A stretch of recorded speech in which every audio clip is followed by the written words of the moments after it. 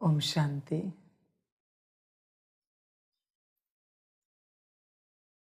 मुरली का सार है, मीठे बच्चे, अपना स्वभाव बहुत ही मीठा और शांत बनाओ।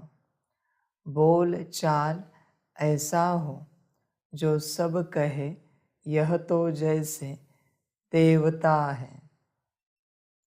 प्रश्न है, तुम बच्चों को कौन सा सर्टिफिकेट संगम पर बाप से लेना है? उत्तर है, अपने दैवी मैनर्स का सर्टिफिकेट। बाप जो श्रृंगार कर रहे हैं, बच्चों की इतनी सेवा कर रहे हैं, तो ज़रूर उसका रिटर्न देना है। बाप का मददगार बनना है। मददगार बच्चे वह जिनका स्वभाव देवताई हो, ईश्वरीय सर्विस में कभी थके नहीं, यज्ञ सेवा से स्नेह हो। ऐसे बच्चों को बाप भी इजाफा देते हैं, खातिरी करते हैं। ऐसे सर्विसेबल स्नेही बच्चों को देख देख बाप हर्षित होते हैं। मीठे बच्चे, तुम्हारा स्वभाव मीठा होना चाहिए और शांत। सर्टिफिकेट कौन सा देना है? दैवी मैनर्स का। बाप जो श्रृंगार कर रहा है, वो श्रृंगार तुम्हें दिखना चाहिए। बाप ने जो कर्म सिखलाए हैं, उठना बैठना हर बात के, वो तुम में दिखने चाहिए। देखो बच्चे, सबसे पहला श्रृंगार है, तुम आत्मा हो, आत्मिक स्थिति में रहना, स्वयं को आत्मा समझना, आत्मा समझकर हर कर्म करना, यह पहला श्रृंगार है। सबसे बड़ी बात है बच्चे, देह अभिमान के कारण श्रृंगार नहीं हो पा रहा है। आत्मा अभिमानी बनेंगे, श्रृंगार अपने आप हो जाएगा। जैसे बच्चे किसी नाटक में कोई मनुष्य किसी जानवर का रोल करता है, जानवर बनता है, उसको जानवर का कपड़ा लाते हैं, शेर का, हाथी का हो तो सूंड लगाते हैं, कपड़ा लाते हैं। तो उस हाथी को, शेर को, जानवर को मनुष्य का श्रृंगार नहीं कर सकते हैं, उसको गहने नहीं पहना सकते, वस्त्र नहीं पहना सकते, क्योंकि उस घड़ी वो हाथी, शेर या जानवर के कॉन्शियसनेस में, उसके नाटक में है। वैसी बात है बच्चे, जब तक तुम देह अभिमान नहीं छोड़ते, तब तक तुम्हारा श्रृंगार नहीं हो सकता। आत्मा अभिमानी बनो बच्चे। आत्मा अभिमानी बनने के बाद श्रृंगार अपने आप होगा, करना नहीं पड़ेगा, अपने आप होगा। बच्चे क्या कर रहे हैं? जानवर का जो कपड़ा पहना है उसे उतार नहीं रहे और मनुष्य का श्रृंगार करने की चेष्टा कर रहे हैं। जानवर को कितने भी गहने पहनाओ, शोभेगा नहीं शोभेगा। कितने भी ऊंचे वस्त्र पहनाओ, नहीं शोभेगा। उसी प्रकार जब तक देह अभिमान के वस्त्र नहीं उतारते, तब तक दैवी मैनर्स धारण नहीं कर पाओगे। दैवी मैनर्स आत्मा धारण करती है। बच्चे, पहले आत्मा अभिमानी बनो, तुम्हें संपूर्ण निश्चय होना चाहिए कि तुम आत्मा हो, तुम आत्मा अभिमानी अवस्था में हो। बच्चे, मीठा स्वभाव किसका है? आत्मा का। शांत स्वभाव किसका है? आत्मा का। शरीर का कोई भाव स्वभाव नहीं होता बच्चे। शरीर के बस संस्कार होते हैं, वो भी जितनी बार रिपीट करोगे शरीर अपने आप उसे पक्का कर लेता है। स्वभाव तो आत्मा का होता है। तो बच्चे, बाप जो श्रृंगार कर रहा है उसे धारण करो। उसके लिए अपनी स्थिति में आओ। अपना पहला श्रृंगार है कि हम आत्मा है, पहला श्रृंगार। बाकी सब इसके बाद आते हैं। तुम उनको पहले नहीं लाओ, जो पहला है उसे पहला रखो। समझ की बात है। तो बच्चे देखो, कितनी सारी बातें हैं। विचार करो अपने से, कितनी बातें। बाप ने क्या क्या सिखाया है, क्या हमने धारण किया है? हम अपने को चेक करें। अगर श्रृंगार को धारण करेंगे तो बाप के मददगार बन पाएंगे, वरना नहीं बन पाएंगे।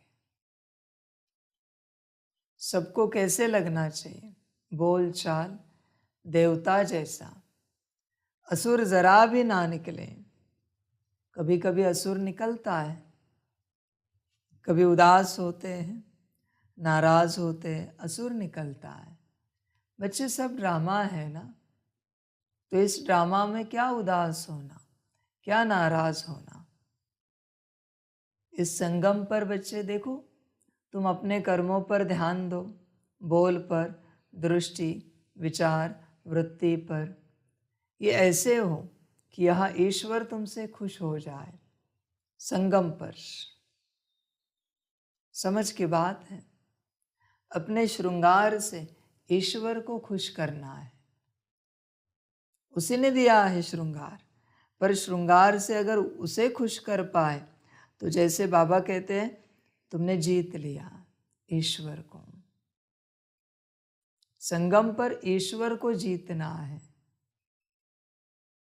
उसके दिए हुए श्रृंगार को धारण कर।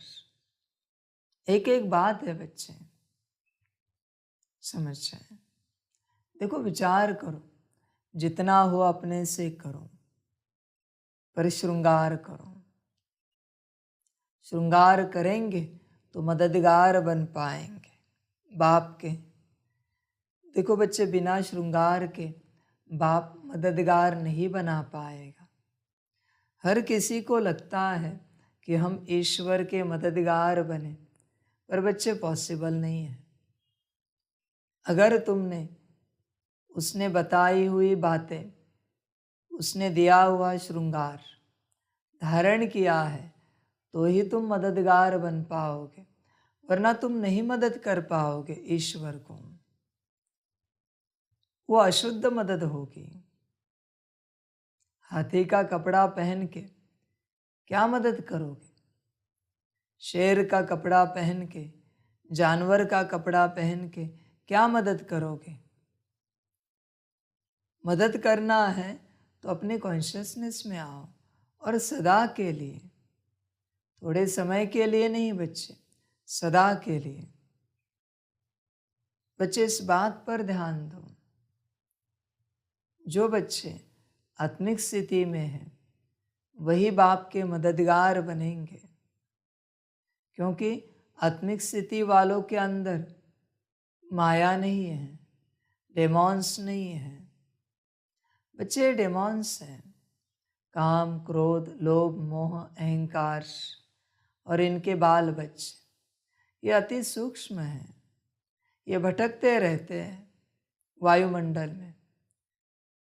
किसी को देखा, उनमें प्रवेश हो जाते हैं, और एक बार प्रवेश हुए फिर उनसे जो कराना है करा देते हैं, कर्म करते हैं, बोल बोलते हैं, उनकी दृष्टि, विचार, वाइब्रेशंस वैसे ही होते हैं। ये अगर प्रवेश है तो तुम मेरे मददगार कैसे बनोगे बच्चे? क्योंकि तुम परवश हो, पॉसिबल नहीं है मददगार बनना। इनसे मुक्त हो जाओ। इनसे मुक्त होने का उपाय है आत्मिक स्थिति में आना। जैसे तुम आत्मिक स्थिति में आ जाओगे, ये दूर चले जाएंगे, ये तुम्हारे पास भी नहीं आएंगे, बल्कि तुम जहाँ जहाँ जाओगे वहाँ से भी सभी से ये निकल जाएंगे। इन्हें भी मुक्ति चाहिए, ये भी थक गए हैं, अपना पाठ बजाते हैं। तो बच्चे आत्मिक स्थिति में आओ। सदा चेक करना बच्चे, खाते पीते उठते बैठते कहीं मुझ में कोई डेमोन तो नहीं है, कोई इविल तो नहीं है। सदा चेक करना बच्चे। जब भी तुम नाराज होते हो, तुम्हारे अंदर नाराजगी का डेमोन आता है ये अपना पाठ बजा रहे बच्चे, तुम्हें पता भी नहीं चलता। कभी कभी तुम्हें लगता है ये तो तुम्हारा स्वभाव और संस्कार है। नहीं बच्चे, आत्मा का ऐसा स्वभाव संस्कार नहीं है। ये डेमोनिक ऊर्जा है जो प्रवेश होती है, अचानक से होती है। अगर तुम लो फ्रीक्वेंसी में हो तो तुम में प्रवेश हो जाएगी और फिर तुम कुछ कर नहीं पाओगे, तुम परवश रहेंगे, तुम चाहकर भी कुछ नहीं करेंगे। वो परवश होता है, पजेस्ड है, वो कुछ नहीं कर सकते हैं। इसलिए बच्चे आत्मिक स्थिति में आ जाओ। जैसे तुम आत्मिक स्थिति में आते हो उस घड़ी ये नहीं रहते तुम्हारे अंदर, क्योंकि आत्मा की ऊर्जा इतनी तेज है कि ये मुक्त हो जाते हैं। समझ है बच्चे? घड़ी घड़ी आते हैं, हर जगह पर है ये, सृष्टि के कण कण में है, पानी के बूंद बूंद में है, हर जगह है, हवा में है, पानी में है, अन्न में है, हर जगह है इनकी ऊर्जा। सर्वव्यापी है ये, तुम्हारे वस्त्र में है, तुम्हारे देह में है, हर सेल में है। उपाय एक ही है बच्चे, आत्मिक स्थिति, और कोई उपाय नहीं है। एक ही वैक्सीन है आत्मिक स्थिति की, जिससे तुम्हारे अंदर जागरूक नहीं होंगे। समझ की बात है बच्चे, सदा चेक करना। जरा भी नाराजगी उदासी आई, जागरूक हुआ, अब ये क्या करेगा? विनाश करेगा, तुम्हारा भी और सबका भी। इसलिए बाबा कहते हैं सदा खुश रहो बच्चे। जब खुशी में होते हो ये नहीं रहते, जैसे खुशी चली गई ये इमर्ज हो जाते हैं तुरंत। इसलिए बच्चे ध्यान देना, कहीं ऐसा ना हो जाए संकल्प नहीं कट कर रहे हर रूप से कि अंत तक तुम इन्हें लेकर ही जियो और फिर जी ही ना पाओ। हर बात में बच्चे ध्यान दो इस बात पर। सारी बीमारियों के रूप में भी यही होते हैं, हर रूप से यही है, बस तुम्हें समझ में आना चाहिए। इसलिए बाप कहता है आत्मिक स्थिति में आ जाओ, अपने सत्य स्वरूप में आओ। और कोई उपाय नहीं है बच्चे। क्या क्या करोगे तुम? कुछ भी तो नहीं है करने जैसा। इसके अलावा जो कुछ है वो सब टेम्पररी है। थोड़े समय के लिए करोगे, तुम्हें लगेगा हाँ ठीक हो गया, बीमारी ठीक हो गई, पर बच्चे नहीं, बीमारी है अंदर, बस दबी हुई है, वापस ऊपर उठेगी। इसलिए बच्चे स्वभाव देवताई बनाओ। मीठा रहे, शांत रहे, कुछ भी हो जाए हमें मीठा स्वभाव बदलना नहीं है। देखो संकल्प नहीं कट कर रहे हर रूप से, कोई थप्पड़ भी मारे, अपमान भी करे, फिर भी एकदम शांत रहना है। आत्मा का स्वभाव ही मीठा और शांत है ना, तो अपना स्वभाव क्यों भूले। तो बच्चे इस बात पर ध्यान दो, अपना स्वभाव नहीं भूलना है। मददगार बच्चे वह जिनका स्वभाव देवताई हो। बच्चे जिनका स्वभाव देवताई होता है वही मददगार बन सकते हैं, बाकी नहीं बन सकते चाहकर भी। देवताई स्वभाव चाहिए। तुम सर्विस कितनी करते हो इससे कोई लेना देना नहीं, तुम्हारा स्वभाव कैसा है वो इम्पोर्टेंट है। शांत हो, एकदम मीठा हो, तो ही तुम्हारे सर्विस की मदद हो पाएगी, वरना नहीं हो पाएगी। बच्चे तुम 36 से मदद करते रहो, फिर भी तुम्हारी मदद नहीं हो पाएगी अगर स्वभाव देवताई नहीं है तो। लाख कोशिश करो, लाख करो, बाप मदद स्वीकार नहीं करेगा। जैसे बच्चे पाप का धन यज्ञ में स्वीकार नहीं हो सकता, उस प्रकार आसुरी स्वभाव से कितनी भी बड़ी दैवी सेवा तुमने की है, बाप स्वीकार नहीं करेगा, नहीं करेगा। उस सेवा को विश्व सेवा होने नहीं देगा बाप। क्यों? क्योंकि अंदर असुर बैठा है। एक्चुअली वो असुर ने सेवा की है, तुम्हारे असुरी स्वभाव ने सेवा की है। अभी वो सेवा अगर मैं स्वीकार करूं तो उससे देवता जन्मेंगे या असुर जन्मेंगे? असुर की सेवा से असुर ही जन्मेंगे। समझ है बच्चे? असुरी सेवा हो, असुर ही जन्मेगा, इसलिए बाप स्वीकार नहीं करेगा। तुम अगर बाप के मददगार बनना चाहते हो तो सबसे पहले अपना स्वभाव देवताई बनाओ, अपने संस्कार देवताई बनाओ। मीठा हो स्वभाव, शांत हो, बोल चाल देवताई हो। पहले ऐसे बनो, फिर मैं तुम्हारी सेवा स्वीकार करूँगा, वरना नहीं करूँगा। बच्चे कितनी भी सेवा करो तुम, नहीं करूँगा। समझ की बात है। इसलिए देखो तुम पर है निर्भर। ईश्वरीय सर्विस में कभी थके नहीं। यज्ञ सेवा से स्नेह हो, कभी थकना नहीं है। ईश्वरीय सर्विस से, यज्ञ सेवा से स्नेह होना चाहिए। स्नेह देवताओं का स्वभाव है, संस्कार है। ऐसे बच्चों को बाप भी इजाफा देते हैं, खातिरी करते हैं। ऐसे सर्विसेबल स्नेही बच्चों को देख देख बाप हर्षित होते हैं। ऐसे बच्चों को देखकर खुशी होती है। तो बच्चे पहले स्वभाव देवताई। देखो अपने को चेक करो, तुम्हारा स्वभाव देवताई है क्या? चेक करो। गीत है, तुम्हारे बुलाने को जी चाहता है। गीत बजा दीजिए। ओम शांति। भक्तों प्रति भगवान वाच, जबकि भक्त सम्मुख है और भक्त जानते हैं कि भगवान बैठकर हमको ज्ञान के गीत सुनाते हैं व ज्ञान की डांस कराते हैं। अच्छा, इनसे फिर क्या होगा?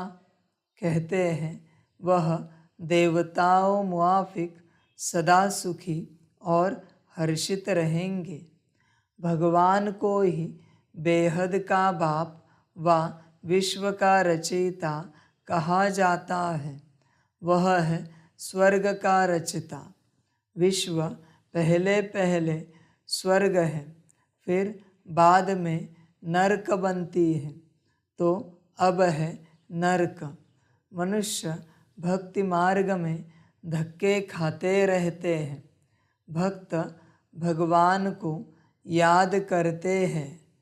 आत्मा समझती है बाप हमारे लिए स्वर्ग की सौगात ले आएंगे।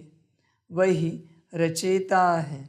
स्वर्ग का मालिक बनाने लिए आकर राजयोग सिखाते हैं। कहते हैं बाप को और विश्व के मालिक पने को याद करो।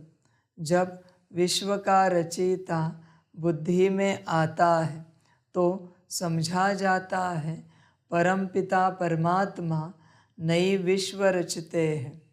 यह विश्व मनुष्य मात्र के रहने का स्थान है। बाप बेहद का मालिक है तो ज़रूर बेहद की बड़ी दुनिया ही रचेंगे। बच्चे, यह विश्व मनुष्य मात्र के रहने का स्थान है।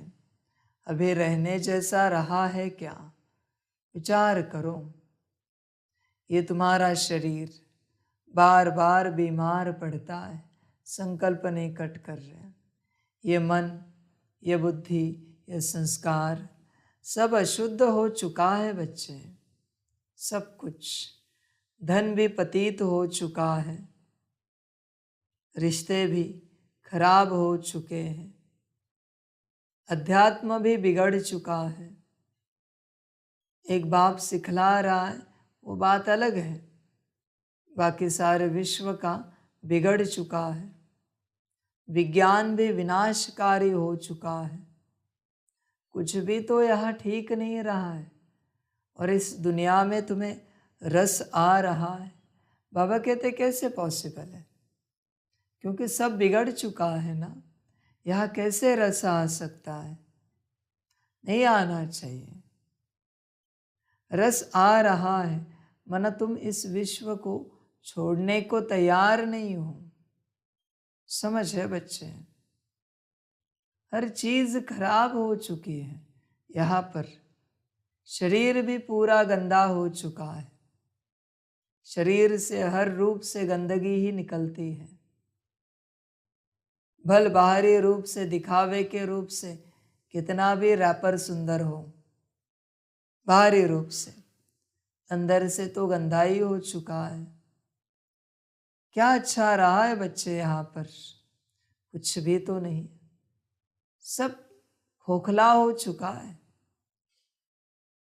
खाली हो चुका है, कोई जान नहीं बची है और उसमें तुम्हारी जान अटकी है। बच्चे विचार करो, अपने को विचार दो, ये संसार कैसा हुआ है, क्या था जब बाप ने रचा था। बच्चे देखो, जब तक तुम्हारा मन लगेगा इस संसार में, मैं विनाश नहीं कर पाऊंगा, क्योंकि तुम्हारा मन लगा है और तुम्हें मैं दुख नहीं देना चाहता। विनाश तभी होगा जब तुम्हारा इस संसार से मन उठेगा, लगेगा नहीं चाहिए ये संसार, तब विनाश हो जाएगा। मैं किसी को दुख नहीं देना चाहता, किसी के मन के विरुद्ध कुछ करना नहीं चाहता, तुम्हारे लिए ही अच्छा कर रहा हूं, लेकिन तुम्हें दुखी बनाकर अच्छा नहीं करना चाहता। जब तुम दिल से कहोगे ये संसार नहीं चाहिए बाबा, तब मैं विनाश शुरू करूंगा। समझे? परिवर्तन शुरू करूंगा। पर तुम्हारी दिल इसी में लगी है, मैं दिल को दुखाना नहीं चाहता। बच्चे, ये रहने जैसा नहीं रहा है, यह कुछ भी अच्छा नहीं बचा है। ध्यान देना इस बात पर। बाप बेहद का मालिक है तो ज़रूर बेहद की बड़ी दुनिया ही रचेंगे। कोई छोटा घर तो तुम्हारे लिए नहीं बनाएंगे, वह तो लौकिक बाप बनाते रहते हैं। यह तो नया विश्व बनाते हैं। तुम बच्चों के लिए विश्व घर है, अर्थात पार्ट बजाने का स्थान है। तुम जानते हो हम भारतवासी हैं तो घर के हुए ना। अब भारतवासी अपने को हद के मालिक समझते हैं, परंतु भारतवासी बेहद दुनिया के वासी थे। बाप बहुत अच्छी रीति समझाते हैं, परंतु तुम बच्चे घड़ी घड़ी भूल जाते हो, शुक्रिया भी नहीं मानते हो। बेहद का बाप आकर के बेहद का विश्व अथवा घर बनाते हैं, वह है स्वर्ग। ऐसे नहीं, बेहद का नरक रचने वाला बाप है। बाप तो आकर स्वर्ग रचते हैं और उस स्वर्ग का फिर बच्चों को मालिक बनाते हैं। गोया नई दुनिया नए विश्व का मालिक तुमको बनाते हैं। इस विश्व के मालिक लक्ष्मी नारायण भारत में थे। उस समय और कोई धर्म नहीं था, सिर्फ भारत ही था। बाप कितना अच्छी रीति समझाते हैं, परंतु बच्चों को वह नशा नहीं चढ़ता है। बच्चे हद के नशे में रहते हैं। आत्मा को नशा रहता है ना। आत्मा का शरीर बड़ा होता है तो इन ऑर्गन्स से सब वर्णन कर सकते हैं। छोटा बच्चा तो नहीं कहेगा कि मैं विश्व का मालिक हूँ व फलाना हूँ। बालिग अवस्था में आने से समझते हैं हम मालिक हैं। तुम कोई छोटे तो नहीं हो, तुम तो बड़े हो। बाप ने भी बुजुर्ग शरीर लिया है। समझते हैं बाप विश्व का रचयिता है, मालिक नहीं बनते हैं। अक्षर कहने में भी कहाँ कहाँ भूल हो जाती है। बाप है विश्व का रचयिता। कहते हैं मैं विश्व की राजाई नहीं करता हूँ, सारे सृष्टि का रचयिता मैं एक हूँ। अक्षर अक्षर रिफाइन कर समझाना पड़ता है। बच्चे इस बात को समझो, बाप मालिक नहीं बनता, कभी नहीं बनता।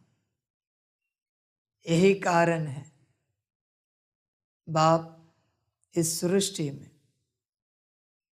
सुखी नहीं रह सकता। ये सूत्र है।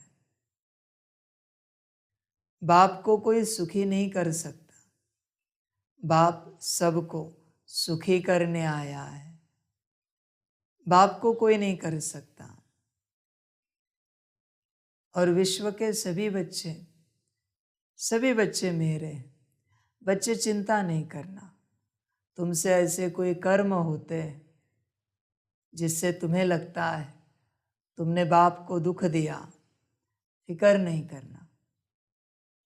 बाप को कोई सुख नहीं दे सकता, ध्यान में रखना। पार्टी नहीं है मेरा किसी से सुख लेने का, दे भी नहीं सकता कोई, क्योंकि मैं देने आया हूं। मेरा पार्ट है तुमसे दुख लेना और तुम्हें सुख देना। ये मेरा पार्ट है। तुम दुख ही दोगे, फिक्र नहीं करो इस बात में। वो भी तुम्हारा पार्ट है, चिंता नहीं करना। ऐसे ही चलेगा। इसलिए बच्चे मौज करो, सुखी हो जाओ। समझ की बात है।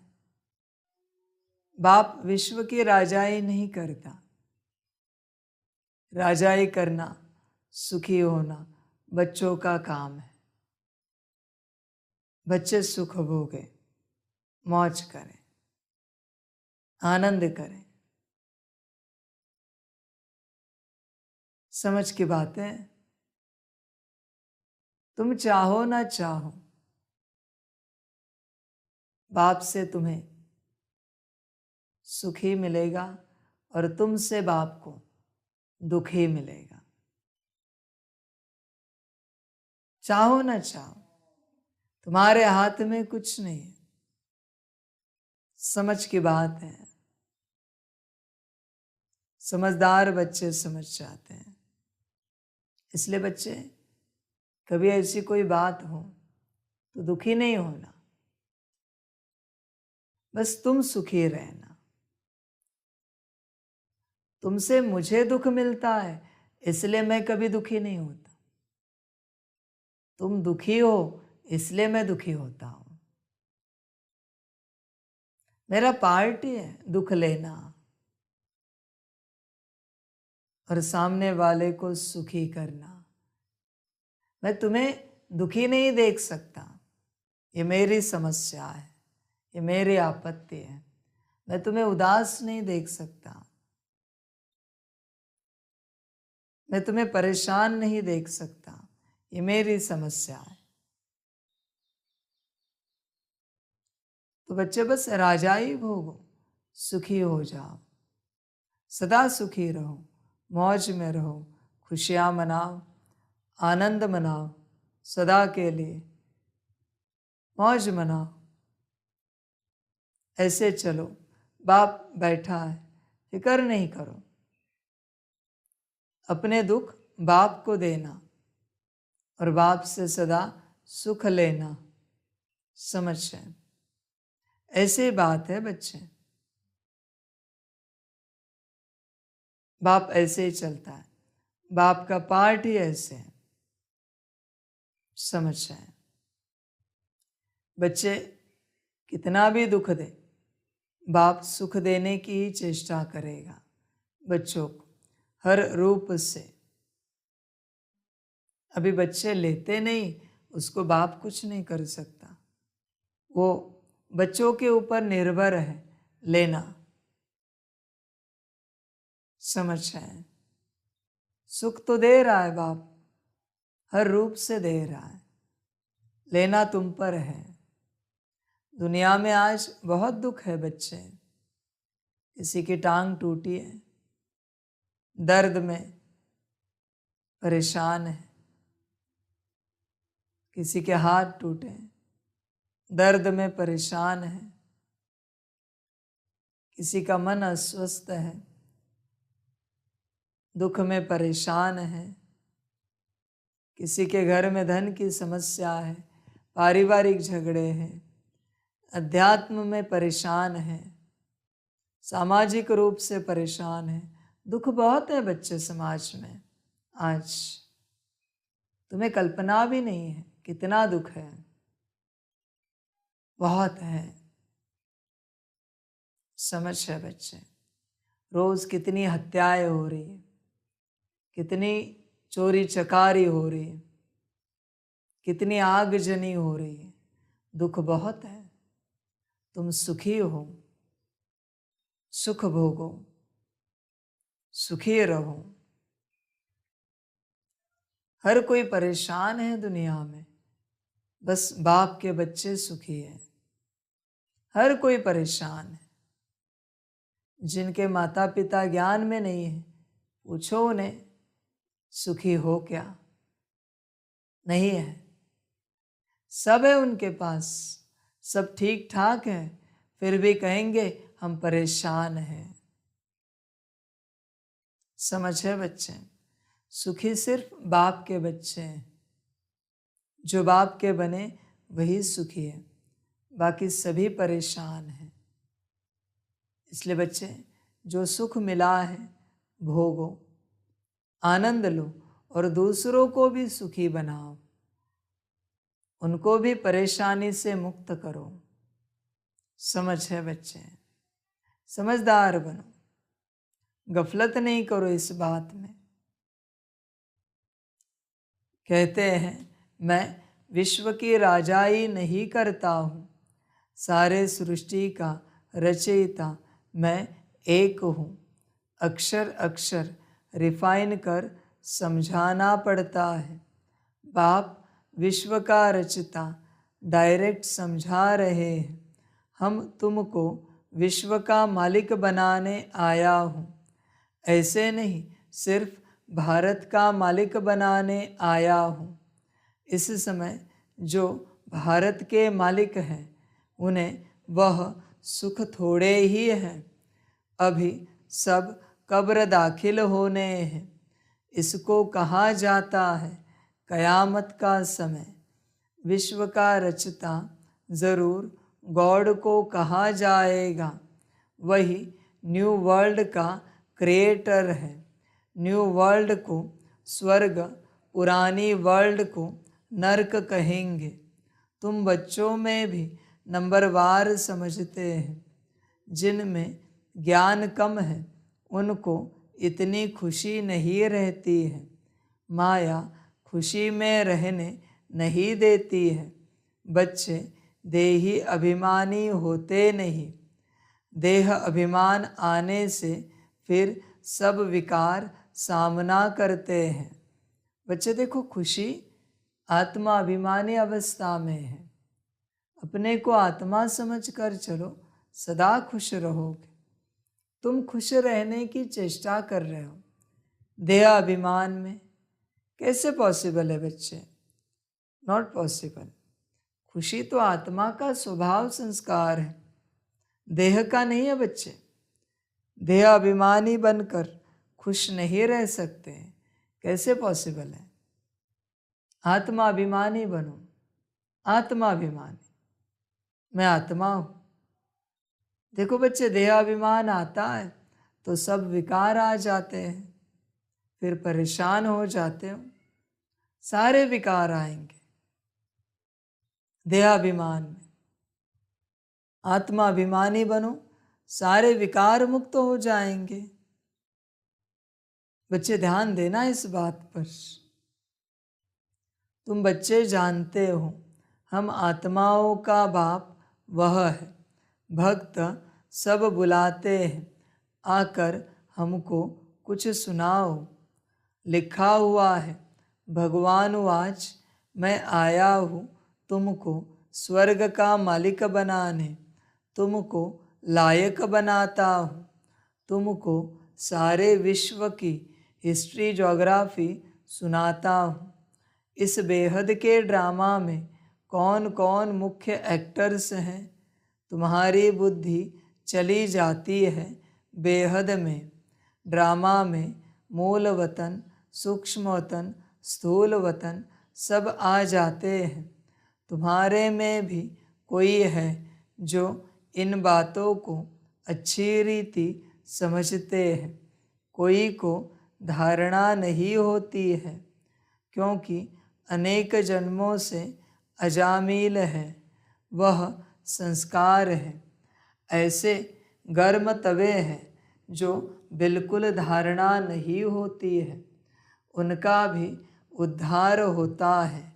कम से कम स्वर्ग में तो जाते हैं, दास दासी बनते हैं, प्रजा में जाते हैं। उद्धार का मतलब है स्वर्ग में तो ले जाते हैं ना, बाकी पद तो पुरुषार्थ अनुसार ही मिलता है। यदि धारणा नहीं करते हैं तो स्वर्ग में तो जाएंगे, परंतु दास दासी का पद मिलेगा। बच्चों को कितना भी समझाते हैं, परंतु जैसे गर्म तवे पर पानी। बच्चे चेक करो अपने को। बाप जो कहता है तुम धारण करते हो क्या या नहीं करते हो? गरम तवे पर पानी डाला, क्या होगा? उड़ जाएगा। वैसे बाप कितना भी ज्ञान सुनाए, अंदर नहीं जाएगा, धारणा में नहीं आएगा। गरम तवा है ना, सब उड़ जाएगा। जब मुरली में बैठे हाजी हाजी करेंगे, वाह वाह करेंगे, मुरली समाप्त, ज्ञान समाप्त। ऐसी स्थिति है, ऐसी अवस्था हो जाती है। बच्चे तुम चिंतन नहीं करते। जब तक तुम चिंतन नहीं करते कैसे पता चलेगा पानी ठहरा है या उड़ गया? चिंतन किया मन पानी ठहरा है। चिंतन करोगे तो धारणा होगी, वरना नहीं होगी। बच्चे ये धारणा अपने आप नहीं होती। बच्चे एक निवाला खाते भी तुम चिंतन करते हो, किस सब्जी के साथ कौन सा निवाला खाना है, सेकंड का चिंतन होता है। तब तुम उस सब्जी के साथ निवाला उठाते हो, दाल के साथ निवाला उठाते हो। बिना चिंतन के तुम कुछ नहीं करते। यहाँ पर चाय पीनी है तो भी फूंक मार रहे हो, वो चिंतन है। गर्म है चाय इसलिए फूंक मारते हो और फिर चाय पीते हो। सभी बातों में तुम चिंतन करते हो और चिंतन करके कर्म करते हो। यहाँ क्यों नहीं करते हो? कोई भी कर्म करने से पहले एक सेकंड चिंतन करो, ये कर्म श्रीमत अनुसार है, ये मेरा उठना बैठना श्रीमत अनुसार है। चिंतन करो, एक सेकंड के लिए करो। ये खाना पीना चिंतन करो, श्रीमत अनुसार है। ये जागना सोना चिंतन करो, श्रीमत अनुसार है। ये मेरा चलना बैठना श्रीमत अनुसार है। हर बात के लिए चिंतन करो, श्रीमत अनुसार है क्या? उत्तर मिल जाएगा बच्चे, और श्रीमत अनुसार हो भी जाएगा, क्योंकि ज्ञान है अंदर, ज्ञान है। निवाले में कंकड़ पत्थर आएगा, तुम ऐसे निवाला नहीं खाओगे कितनी भी भूख लगे। कंकड़ पत्थर को निकालोगे बच्चे, तुम संकल्प नहीं कट कर रहे कंकड़ पत्थर के लिए। समझ की बात है बच्चे, तुम चिंतन करो। जो बच्चा चिंतन करता है उसके कर्म अपने आप बाप समान हो जाते हैं। चिंतन करना है एक सेकंड पहले। संसार की हर बात में तुम चिंतन करते हो, बस यहाँ नहीं करते हो। चिंतन करो। बच्चों को कितना भी समझाते हैं, परंतु जैसे गर्म तवे पर पानी, तो समझा जाता है उस वासना यानी संस्कार वाले हैं। सन्यासी भी वासना यानी संस्कार ले जाते हैं ना। जन्म लेंगे फिर सन्यास करने का ख्याल होगा। यह बातें भी यहाँ समझाई जाती हैं। सतयुग में तो विकार की बात ही नहीं, वह जन्म जन्मांतर निर्विकारी पने का संस्कार रहता है, माया ही नहीं है। यहाँ तो बच्चों को सुधारने की बहुत कोशिश करते हैं। कोई तो बिल्कुल ही मैले कपड़े हैं, थोड़ी सी सोटी लगाई जाती है तो एकदम फट पड़ते हैं। धोबी भी कपड़े की संभाल करते हैं। बच्चे देखो, विचार करो, ज्ञान की बाप सोटी लगाता है, मना सद्गुरु स्वरूप में, महाकाल स्वरूप में ज्ञान देता है।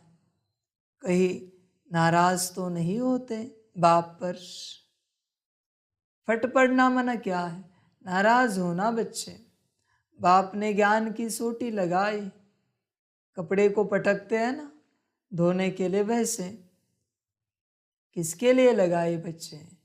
अंदर के अवगुणों के लिए लगाई। तुमसे तो बाप का बेहद प्यार है, आत्मा को सोटी कैसे लगा सकता है बाप? विकारों को निकाल रहा है, मैल को निकाल रहा है बच्चे। पर तुम कभी नाराज हो जाते हो तो बाप कपड़े को बाजू रख देता है। बाप दुखी नहीं बनाना चाहता, किसी को दुखी नहीं करना चाहता। समझ है? जो पेशेंट इंजेक्शन के लिए ऊपर नीचे करे, मना लगाने ही ना दे, क्या डॉक्टर इंजेक्शन लगाएगा? नहीं, कहेगा ये टैबलेट ले लो और खाते रहो, थोड़ा समय जाएगा पर ठीक हो जाओगे। इंजेक्शन लगाते तो आज ही ठीक हो जाते, पर अभी तुमसे सहन नहीं होता तो क्या करूं मैं? ये टैबलेट लो, मैं डॉक्टर हूँ, पेशेंट को ऐसे नहीं छोड़ सकता, कोई ना कोई उपाय देना पड़ेगा। अच्छा नहीं कि मैं ऐसे ही तुम्हें जाने दूँ। ठीक है, ये टैबलेट खा लो। समय लगता है, पर वही इंजेक्शन लगाए तो तुरंत ठीक होगा। समझ की बात है। कोई कोई कपड़े होते हैं, हाथ से कितना धोगे, पटकना पड़ता ही है जोर जोर से। कोई बड़ी चद्दर होती है, ब्लैंकेट होता है, जैसे कपड़ा वरना कमीज धोते हैं, वैसे नहीं धो सकते उसे पटकना ही पड़ता है, तब वो साफ निकलते हैं। उस प्रकार की बात है बच्चे। ऐसे नहीं बनो कि बाप थोड़ी सी सोटी लगाए और तुम नाराज हो जाओ, फट जाओ। ऐसे नहीं बनो, सोटी तो लगेगी ही, वरना कपड़ा कैसे साफ होगा बच्चे? अपने आप तो नहीं होगा। और फिर अंत तक नहीं हो पाया तो धर्मराज करेगा, वो फिर डंडा मारेगा। वरना उपाय और कुछ नहीं बच्चे। सोटी लगेगी या डंडा लगेगा, मर्जी तुम्हारी है बच्चे। मैला कपड़ा धोना है, धर्मराज जब डंडा लगाता है तो दुख बहुत होता है, बहुत दुख होता है। बाप ध्यान रखता है, धर्मराज जोर से लगाएगा, बाप साफ कर रहा है और धर्मराज सजा दे रहा है। अंतर है, अंतर है दोनों में। इसलिए बच्चे कभी नाराज नहीं होना। बाप ने अगर महाकाल स्वरूप में ज्ञान दिया, सदगुरु स्वरूप में तीखे वचन कहे, नाराज नहीं होना बच्चे। ध्यान देना, तुम्हारे लिए ही बाप कर रहा है। बाप को क्या मिलेगा बताओ ना? इतना सब करके बाप को क्या मिलेगा? कुछ भी तो नहीं, कुछ भी नहीं मिलेगा। पर तुम नाराज हो जाते हो, उदास हो जाते हो। फिर बाप को लगता है जाने दो, ये बच्चा जो है जैसा है ठीक है, वो जाने और धर्मराज जाने। पर बच्चे इतना पक्का है हाँ कि तुमसे विश्व सेवा नहीं होगी। जो बच्चे बाप के ज्ञान की सोटी पर नाराज हो जाते हैं, उनसे सेवा कैसे लूँ मैं बच्चे? कैसे लूँ बताओ ना? सेवा नहीं हो पाएगी तुमसे। कितने भी संकल्प उठाओ, कितना भी योग करो, मुरलिया पढ़ो, तुमसे सेवा नहीं हो पाएगी। मैं स्वीकार नहीं कर पाऊंगा, क्योंकि अंदर अशुद्धि है, वो तुमने निकालने नहीं दी मुझे। समझ है? किसी को बच्चे बहुत बड़ी बीमारी हुई है शरीर पर, सारे शरीर पर, क्या तुम उससे सेवा लेना स्वीकार करोगे?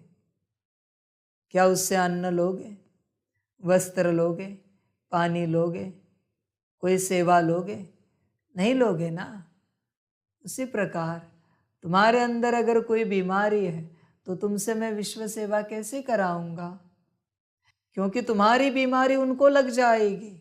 अगर मैंने बीमारी के साथ सेवा कराई तो सेवा तो हुई, उससे तुमने अन्न तो लिया, लेकिन बीमारी भी आई।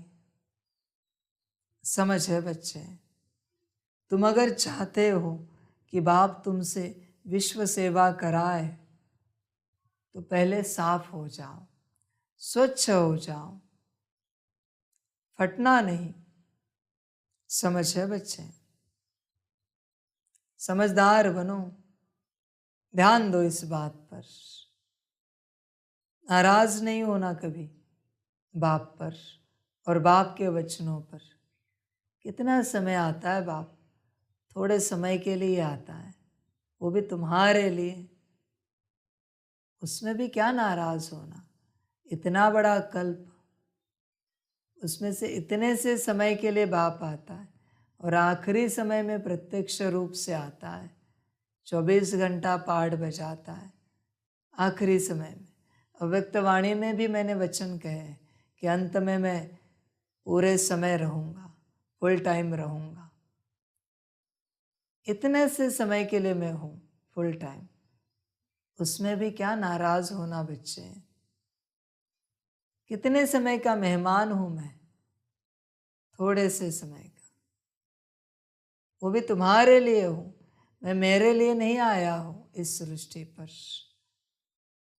हाँ, मैं मेरे लिए आया हूँ और फिर मैं नाज नखरे करूँ, तुम्हें डांट लगाओ, चिल्लाओ और फिर तुम नाराज हो जाओ तो जायज़ है बच्चे। मैं तुम्हारे लिए आया हूँ, तुम्हें राज्य भाग्य देने के लिए, तुम्हारे अवगुण निकालने के लिए। क्योंकि बच्चे मुझे पता है, धर्मराज जब सजा देता है रूह भी कांप जाती है, आत्मा ऐसी कांपती है, कहती कि मुझे नहीं जाना है ड्रामा में, मुझे नहीं पाठ बजाना है। आत्मा भी कांप जाती है। बहुत खतरनाक सजा है वो। इसलिए बच्चे, मेरा यही शुभ संकल्प है कि बच्चे सजा से बचे, सजा से बचे, यही शुभ संकल्प है। इसलिए यहाँ शायद कभी कभी मेरे वचन तीखे लगते होंगे, हर्जा नहीं बच्चे, पर उससे ठीक होगा सब। कोई कोई दवाई कड़वी होती है, बहुत कड़वी होती है, पर बच्चे खाना तो चाहिए। नहीं खाएंगे और बीमारी अगर बड़ी लगी तो मर जाएंगे, कहीं के नहीं रहेंगे, वो भी तड़पते तड़पते मर जाएंगे। इसलिए बच्चे नाराज नहीं होना कभी। बाप कभी कुछ ऐसे वचन कहे तो, बाप एक वचन कहता है पर तुम्हारे तीनों कालों को शुद्ध करता है, भूत, वर्तमान और भविष्य। नाराज नहीं होना, ध्यान देना इस बात पर। कोई तो बिल्कुल ही मैले कपड़े हैं, थोड़ी सी सोटी लगाई जाती है तो एकदम फट पड़ते हैं। धोबी भी कपड़े की संभाल करते हैं, परंतु कोई सड़ा हुआ कपड़ा होता है तो फट पड़ता है, फिर आश्चर्यवत भागंती हो जाते हैं। बाप कितनी मेहनत करते हैं, राजयोग सिखला रहे हैं। वही रहमदिल है जो सब पर रहम करते हैं। बाबा रहमदिल है, माया बेरहम है। माया ने सत्यानाश कर दी है, इसलिए कहते हैं मैं कल्प कल्प कल्प के संगम युगे आता हूँ। बाप है पतित पावन, पतितों को ही वापिस ले जाने आना पड़ता है। त्रेता में कोई पतित थोड़े ही है जो त्रेता में आकर पावन बनाओ। भगवान तो है ट्रुथ, वही सत्य सुनाते हैं।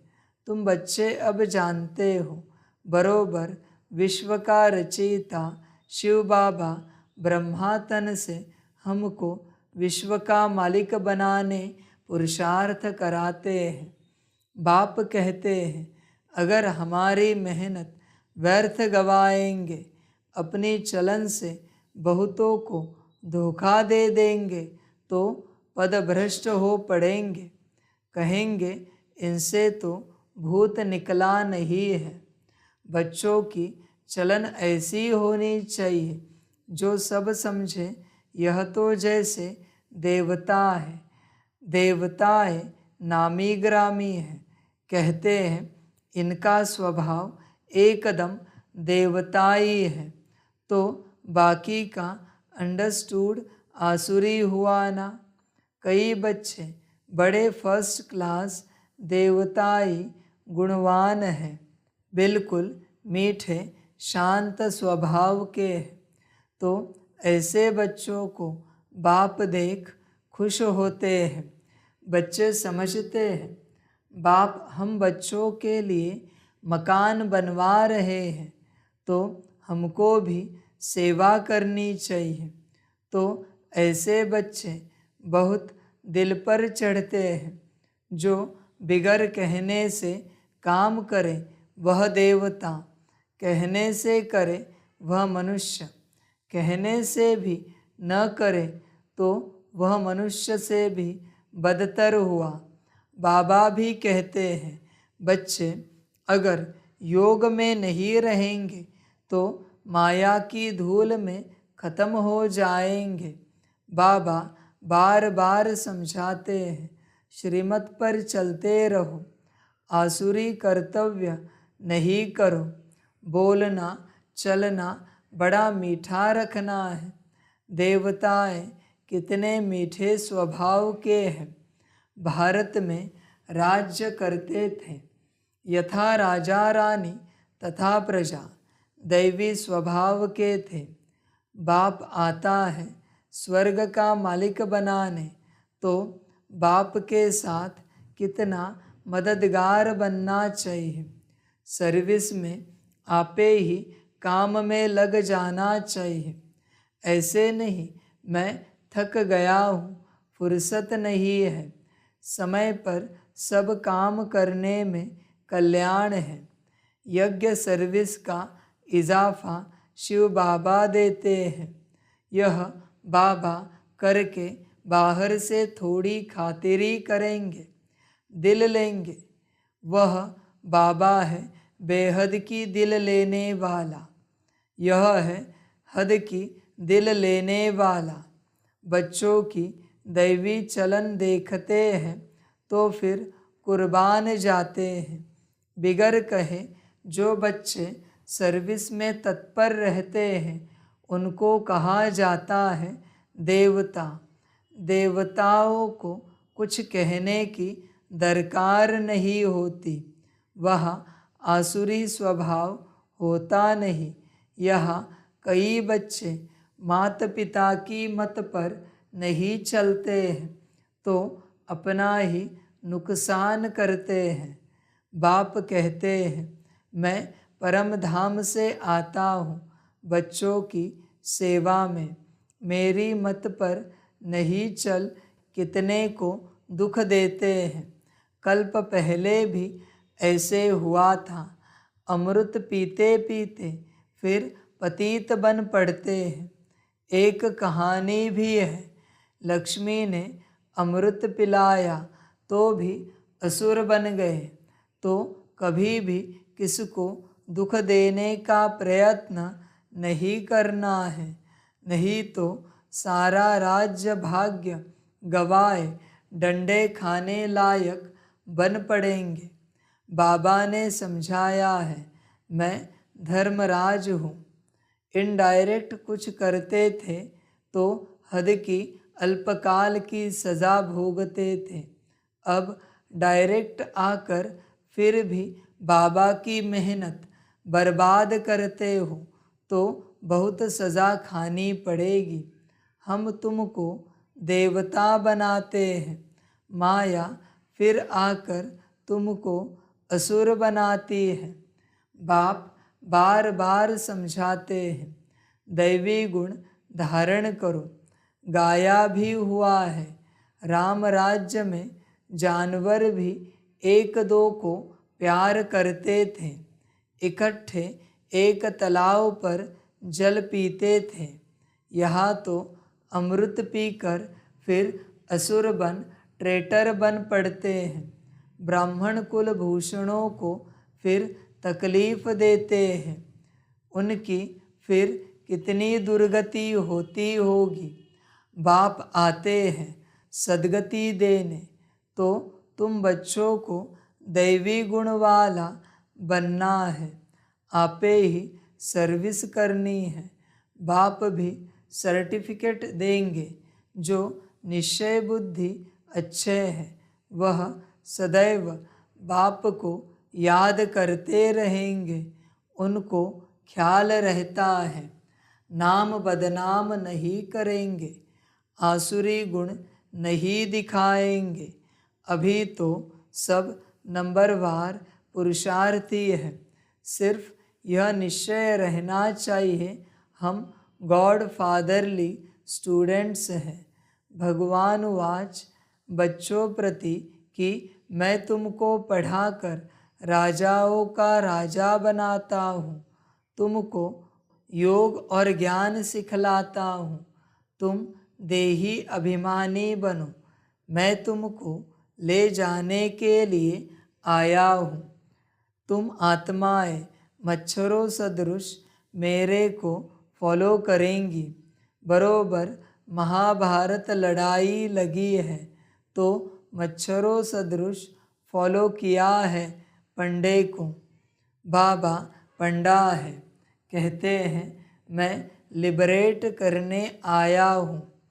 तुम माया के फंदे में बड़े दुखी हो, एक तो गर्भ जेल में जाते हो, दूसरा फिर उस जेल में जाना भी मनुष्यों के लिए बड़ा सहज हो गया है। बड़ी खुशी से जेल में जाते हैं, एक दो को देख भूख हड़ताल आदि भी करने लग पड़ते हैं। अपनी आत्मा को दुख देने लिए क्या क्या करते हैं, इनको आत्मघात कहा जाता है। शरीर तंदुरुस्त है तो आत्मा कहती है मैं सुखी हूँ, तंदुरुस्त नहीं है तो आत्मा कहती है मैं दुखी हूँ। बाप आते हैं सदा सुखी स्वर्ग का मालिक बनाने, विश्व का मालिक कहते हैं मैं नए विश्व का रचयिता हूँ, इसलिए मुझे मालिक कहते हैं, परंतु मैं राज्य नहीं करता हूँ। सब भक्त मुझे पूजते हैं, कहते हैं हे भगवान आओ, आकर हमको इस कलयुगी दुखों से छुड़ाओ, निर्वाण धाम व स्वर्ग धाम में भेज दो। बाप पहले सुख धाम में भेज देते हैं, फिर माया दुख धाम बनाती है, ऐसे यह चक्र फिरता है। बाप कहते हैं बच्चे अब गफलत छोड़ो, माया बहुत अकर्तव्य कार्य कराती है जिससे पदभ्रष्ट हो पड़ेगा। बाप को जान पहचान उनकी मत पर चलने से तुम श्रेष्ठ बन सकेंगे, नहीं तो बहुत सजाएं खाएंगे। जैसे ईश्वर की महिमा अपरम अपार है, वैसे सजा खाने की दुर्दशा भी अपरम अपार है। कयामत का समय है, बाबा सबका हिसाब किताब चुकतू कराते हैं। सजाए खाने वाले इस माला में नहीं आएंगे। बाप कहते हैं सिर्फ इतना याद करो, विश्व का रचयिता नॉलेजफुल गॉड फादर हमको पढ़ाते हैं, वह ज़रूर विश्व के मालिकपने का वर्षा देंगे। इतना याद रखें तो भी हंसते खेलते रहेंगे। अच्छा, मीठे मीठे सिकिलधे बच्चों प्रति माता पिता बाप दादा का याद प्यार और गुड मॉर्निंग। रूहानी बाप की रूहानी बच्चों को नमस्ते।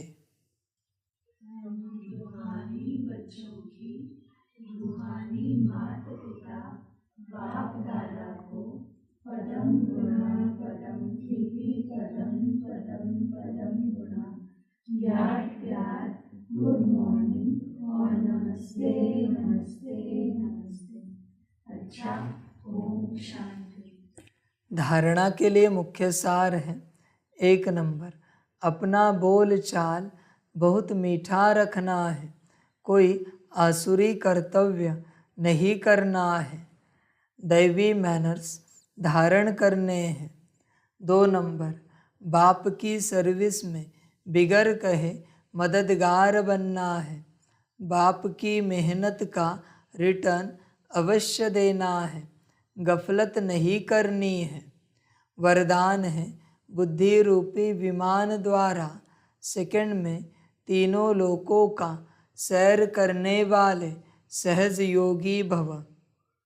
बाप दादा बच्चों को निमंत्रण देते हैं कि बच्चे संकल्प का स्विच ऑन करो और वतन में पहुंचकर सूर्य की किरणें लो, चंद्रमा की चांदनी भी लो, पिकनिक भी करो और खेल कूद भी करो।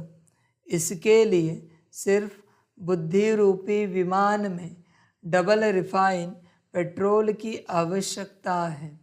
डबल रिफाइन अर्थात एक निराकारी निश्चय का नशा कि मैं आत्मा हूँ, बाप का बच्चा हूँ। दूसरा साकार रूप में सर्व संबंधों का नशा।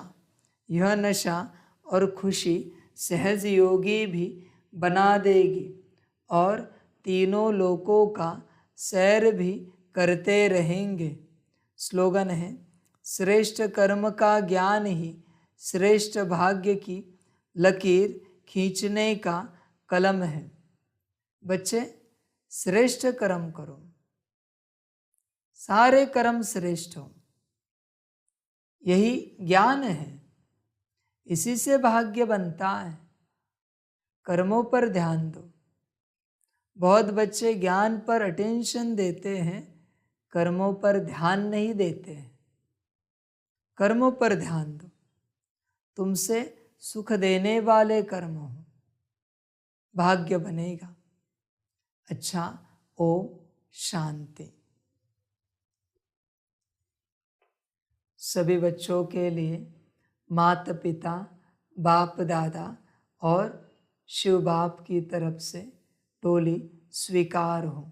टोली खाओ और अपने कर्म श्रेष्ठ करो और अपना भाग्य बनाओ। किसके लिए? विश्व कल्याण के लिए। अच्छे कर्मों का भाग्य जमा होना चाहिए, तो बच्चे तुमसे विश्व कल्याण होगा। जिसके पास धन होता है वो सेवा कर पाता है धन से, उसी प्रकार जिसके पास अच्छे कर्मों का भाग्य होता है वो विश्व सेवा कर पाता है। जमा करो। अच्छा, ओम शांति।